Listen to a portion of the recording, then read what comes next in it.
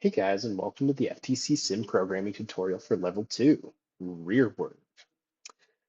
So we can see this level starts out with our robot facing the wrong direction. Let's go ahead and open up the logic board and see what we're going to start out with. All right, so the same thing as last time, blank slate. So let's rebuild our code from the first lesson and see what it does. We'll grab our dual motor code from under the actuators and then DC motor tab, and then dual tab, and put the one with 1 and 1 in our run blocks area.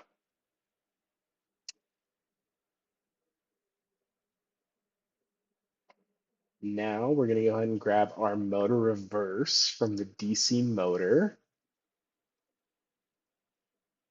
and put it in our initialization area. Now let's go ahead and hit our run. All right, so wrong direction, which makes sense. Let's go ahead and hit our reset button, and let's go ahead and change these values to -1. You can also use the tab button on your keyboard to change in between those two numbers there. And let's go ahead and hit our run, and level complete.